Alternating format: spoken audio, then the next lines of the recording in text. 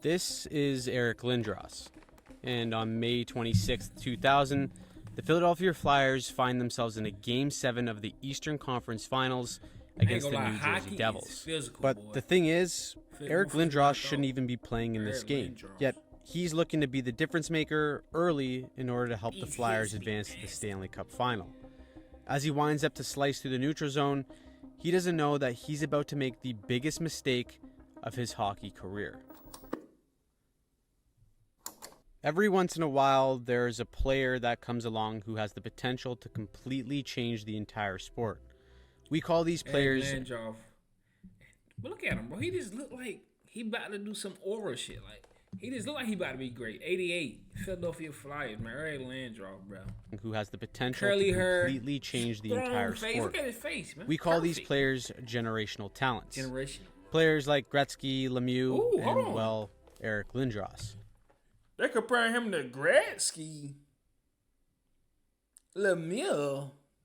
Is he even Guy Lafleur? From day one, Lindros was touted to be the next one. The hype was real and deserved too when you watched him play.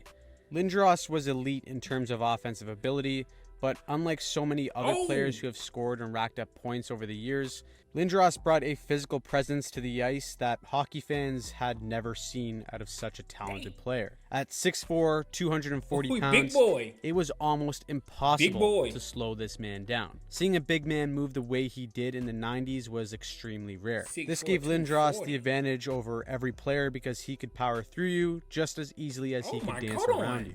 Oh, no, he big physical. I like him. Oh, yeah, I like him. That 88 jersey looking good, too. I ain't gonna lie. That 88 jersey look clean on me. Advantage over every player because he could power through you just as easily as he could dance around you. He was a big man with small man skill. However, coming into the NHL, there were a few incidents that made Lindros a polarizing character. Lindros was selected first overall by the Quebec Nordiques, and instead of doing what every first overall pick has done, Lindros decided to hold out. The Nordiques would end up... Hold on, he said he won't play because of what? You're confused to play because of Nordique? I don't know how to say that. Well, it's about an owner, not a city. Oh, so he ain't like the owner. Why he ain't like the owner? Doing what every first overall pick has done, Lindros decided to hold out. The Nordiques would end up dealing him to the Philadelphia Flyers, and so the Lindros era was born in the NHL. Lindros was an immediate impact and was absolutely loved by Philly with the way that he played the game. A complete superstar who could score, hit, fight, and play with the pure emotion that made it easy for the city of Philly to love. But when you play that physical of a game, it is extremely taxing on your body. As in the first 7 years of his career in Philly, it was filled with production, but also nagging injuries.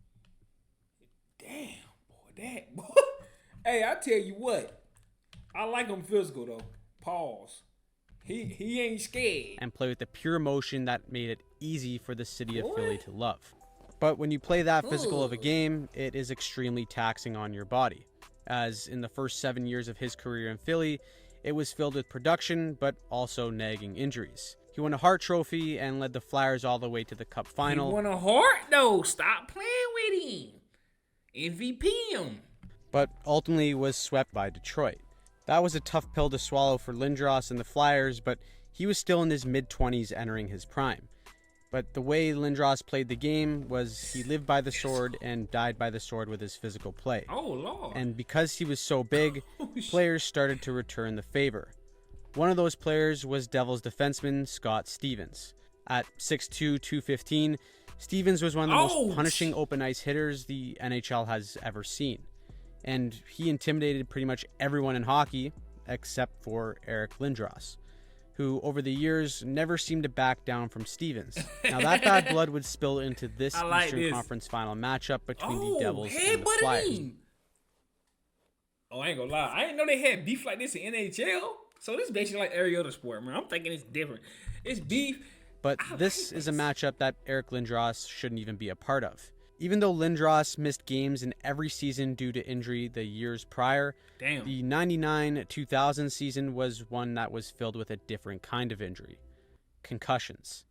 Eric Lindros was a near-perfect player, but he had one tiny little flaw, and that was that he had the habit of skating with his head down.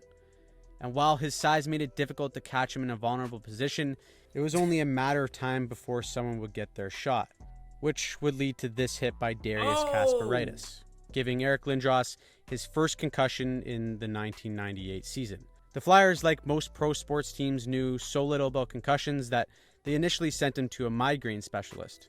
To make things even worse, his 98-99 season had ended shortly after the Flyers were slow to diagnose Lindros with a collapsed lung after a road game.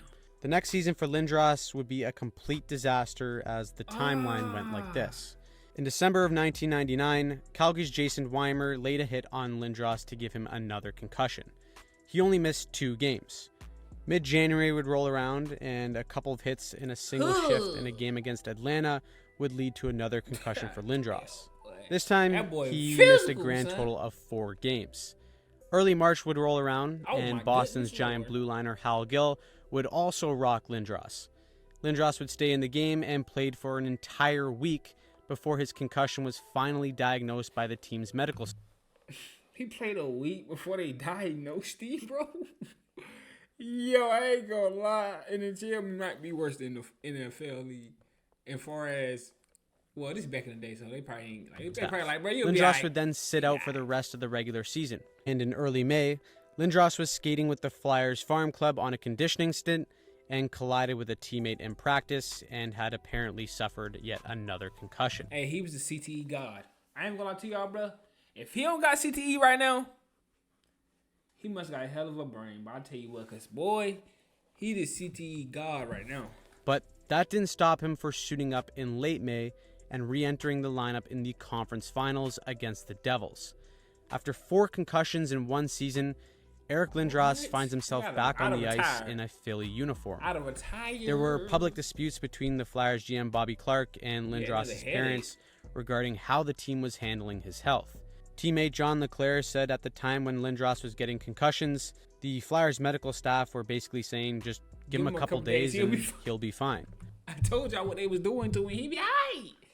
But, bro, how y'all gonna blame the team when he play like that? I understand you gotta blame the team because you like, why is y'all putting him out there when y'all know he got a concussion? Blame the team for that. But if he plays wild, like, how you can't blame the team for his play style. On top of that, late in the season, a year after the collapsed lung, the Flyers stripped Lindros of his captaincy. So the fact that he's even in this game is a mistake for Lindros, the NHL, and player safety in general. But just 7 minutes into this game, Lindros would make the one mistake that no hockey player should ever make. What he did? Turnover at center. Here's 88. Lindros makes the move. Oh! Lindros is hammered down on the ice by Scott Stevens. And Lindros remains down on the ice as all the other players come together. Oh, boy. Head down. Oh, my God. Oh, boy. This is the worst case scenario here for Eric Lindros. I didn't even want to see that shit. Stevens came across. Entering the Devil's zone, Lindros would cut into the middle of the ice with his head down towards the side of none other than Scott Stevens. Now, by today's standards in the NHL, this is maybe the dirtiest type of hit you can land against another player. Today, it would draw a 5-minute major, game misconduct, and definitely suspension, because the principal point of contact from Stevens' shoulder was the chin and the forehead of Lindros. He tried to that kill game him! And that hit would mark the end of Lindros' career as a Flyer and his future as an NHL superstar. He tried to kill That him! insult to injury, the Flyers lost Game 7 2-1, and they also lost perhaps the greatest power forward of... Bro, he tried to kill him! He tried to kill him! Oh, bro, danger. Hey, hockey boy, I tell you what. Yeah, y'all got it. I was thinking about playing hockey one day or trying to practice it or something. Yeah, I'm good. His generation. Boy, Lindros would sit out the entire following season with post-concussion syndrome while demanding a trade that would eventually come with the New York Rangers. He sat, bro. Imagine sitting out entire season for concussion, bro. You gotta be fucked up, bro. I'm talking about. That's crazy, bro. After that, Lindros would only play in 5 more seasons, but he was a shell of the player that he once was. The physical play that separated him as a superstar just completely disappeared. Rangers captain Mark Messier even said at the time that the concussions were an issue to the point where Lindros would give a hit and it would impact him almost instantly. Suffering that many concussions in that short of a time period would seriously jeopardize anyone's career. But this hit would be the final dagger to ruin Lindros' career indefinitely. Lindros would then retire after the 2007 season, and during his 13-year career, he missed the equivalent of 2 or more seasons because of injuries, most of which were concussion-related. If he remained healthy, Lindros could have been one of the all-time greats. For his entire career with the Philadelphia Flyers, Lindros averaged 1.3 points per game, which placed him at the time in 4th place behind only Gretzky, Lemieux, and Bobby Orr. Ooh, that's a hell of a list, boy. A hell of a list. Because the great one, the Michael Jordan of hockey, and then Mario, Bobby Orr got something to say. I like Guy Lafleur, though. I like Guy. I don't know why I like Guy Lafleur. You know, I'm going to say that, but he was on pace to be one of the greatest players to ever lace them up. Lindros wasn't the only victim of a Scott Stevens hit, by the way, as 3 years later, he would do something similar to superstar Paul Kariya, except Kariya came back 5 minutes after that hit and gave us one of the most legendary moments in hockey history. Near side Kariya. Kariya, the fans want one.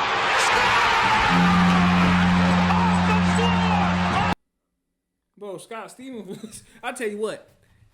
Scott Stevens was that nigga tripping. Scott Stevens. Despite that great moment, though, Kariya admitted after that he had no recollection of the next 3 days and ultimately ended up retiring because of concussions as well. In today's NHL, Scott Stevens was like, Scott Stevens, he was ending niggas' careers, bro. Scott Stevens was ending people's careers, bro. Do anybody, let me know in the comments if y'all knew about this. Anybody in the comments actually know about this and was like, bro, he was like, he shouldn't have been allowed to play. Like, he was actually bad for hockey, bro. He was bad for hockey, gang. I'm gonna keep it 100 with y'all. The league has come a long way in player safety with concussion spotters and headshots to avoid more situations like Lindros and Kariya. Oh my god! But Lord. This moment right here is a mistake that could have been completely avoided. First by the organization, and then by the player himself. For a player that made very few mistakes at the height of his dominance, this one flaw in his game ultimately ruined what could have been one of the most dominant careers in NHL history. I tell y'all what, bro. Damn, that's crazy. Ruined that nigga career. I'm still getting the 88 jersey because he was like that. And he had a curly hair with the strong jawline. You feel me? But that was Scott Stevens, man. You should be ashamed of yourself, man. Ashamed. Look, man, like, comment, subscribe. Let me know in the comment what y'all think about this, man. And give me some more stories to watch or give me some more videos to watch, man. And I'm going to show you in this video. Y'all already know what's going on. No cap.